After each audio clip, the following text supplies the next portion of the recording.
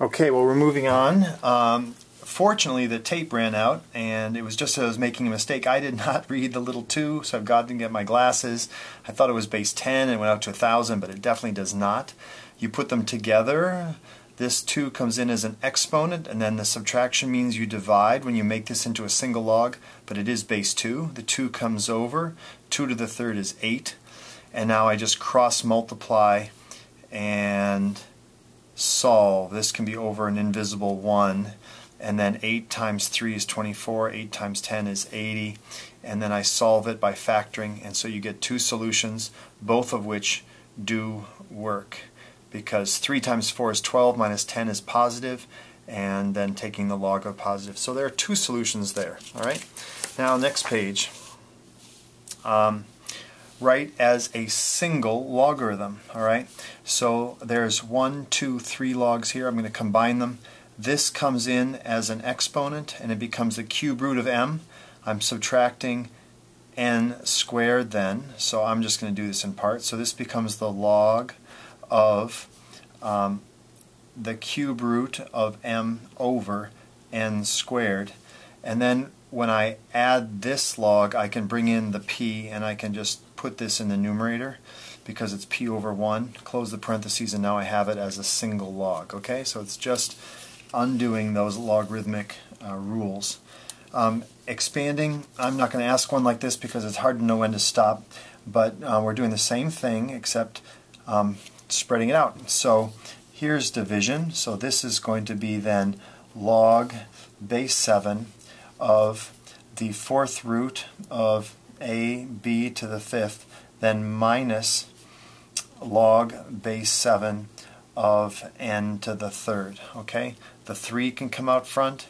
Notice this whole thing is going to be to the 1/4, so that will come out in front of this, and then I can take this apart. So it's not until that happens. So this becomes 1/4 then the log base 7 of a, and then plus 5 times the log base 7 of b. Now I can close the brackets, and then I can do minus 3 log base 7 of n. Alright? This 1/4 being outside of these two tells you that when it goes back in, it applies only to the a and b, but not to the n. Notice this radical does not apply to the n to the 3rd right there. Alright? Next one, table shows sampling of prices of gasoline, 2 communities. So here we go. This is the price, mean, median, range, standard deviation of the data.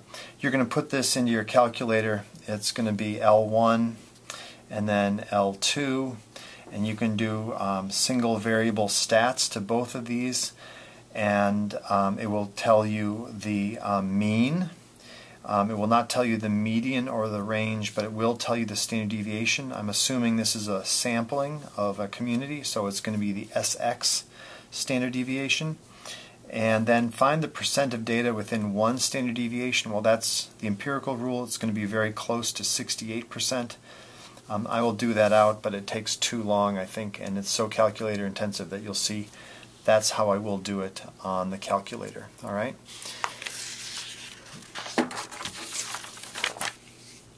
Table below shows intervals for the land areas of the 50 states, so that's important. We've got the total and the numbers that fall into each, so the percent out of 50 is just going to be double, so that's going to be 18% and 12% and 30%. This is wicked easy.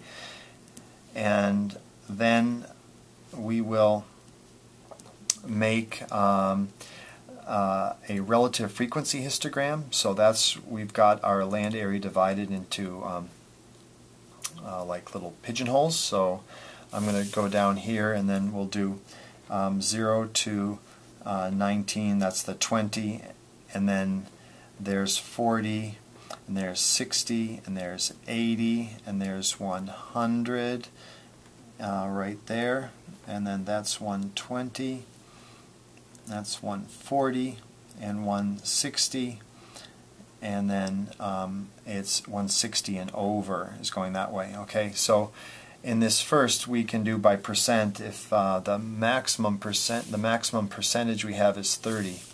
So I'm just using that table that's going to be off screen. So there's maybe 10, 20, there's 30%, there's 10%, and there's 20%. So this is the percentage here.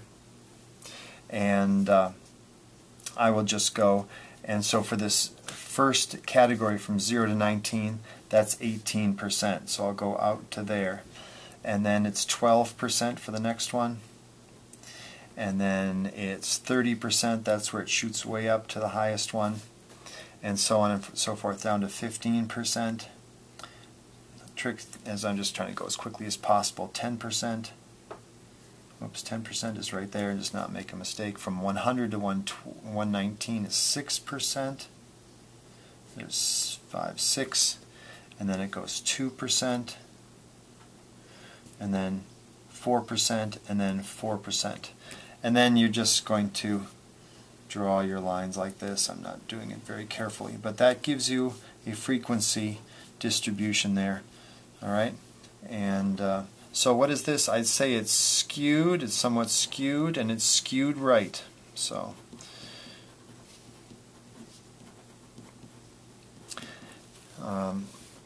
and it says what percent of the states have land areas less than 60,000? So that's this one. It's the first three. 18 plus 12 makes 30 plus 30, so that would be 60%. 60% is going to be these totaled, and that's where it's skewed right. Okay. Suppose battery lifespans are normally distributed with an average lifespan of 100 hours. So that's your X bars, 100 hours, and a standard deviation of 8 hours. Okay, so I guess I can, and standard deviation is 8. Okay, so we're going to have this normal distribution. Okay, we know that that's 100. We know that the first 34% is going to go out to 108 because that's how we measure with standard deviations. This way also we'll measure 8, so that's 92. And if I go another 8, that's going to take me right to 84. Know those numbers. That's 34. That's 34. This is 13.5. So we're looking at 2 standard deviations in both directions. All right, so that's going to be 34 plus 34 plus 27 plus 27. So when you add those all up, it's going to be what, 47.5 doubled is 95%. Is going to be the first 2 standard deviations. What percentage of batteries are over 116? I should have written that in there.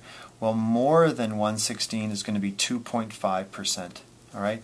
That little number up to the 124 is 2.35, but remember there's a little bit left out over there, and that's going to make a 2.5% or so. All right. Give another angle between 0 and 360 where the given function has the same value. So we're supposed to do this without a calculator. You got to think in terms of the unit circle. Remember your basic facts and you should be okay. 135 degrees is approximately right there.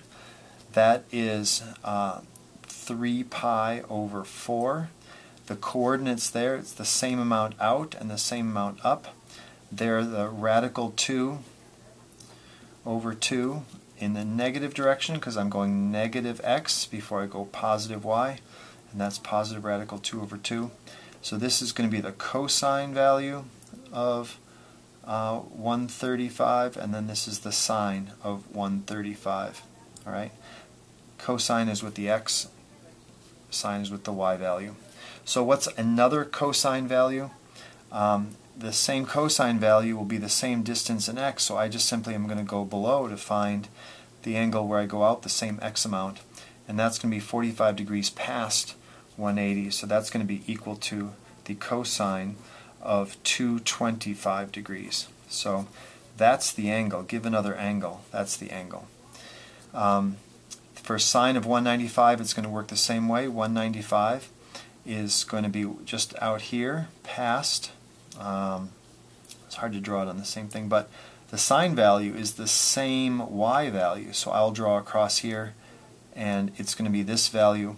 Well, if I'm going 15 degrees past 180, I'm going to be 15 degrees shy of 360. So 360 minus 15 is 345 degrees. So the sine of 345 is going to be the same as this. Okay? Find all angles theta between 0 and 360, so that now you're given a decimal value. All right? So you're going to find out what theta is. Theta is going to be cosine to the minus 1 of 0.35. And I got a calculator here, and make sure it's in degree mode. So I go down to radian, I go over to degree mode, I hit enter, and then I say cosine to the minus 1 of 0.35, hit enter, and it's 69.5 degrees, we'll call it. All right? So 69.5 degrees. If I go to some angle that's like up here, that's 69.5 degrees, and I want to have the another angle, find all the angles that will give me that as the cosine value. Well, there's 69, but there's also for the cosine the same x value. I'll go straight down, and that's going to be when I'm 69.5 degrees short of 360. So that's 360 minus 69.5 degrees. So that's equal to 290.5 degrees. Same kind of reasoning here. I've got the sine as negative 0.72. So negative 0.72 is going to be down here. So if I do inverse sine of that, of 0.72,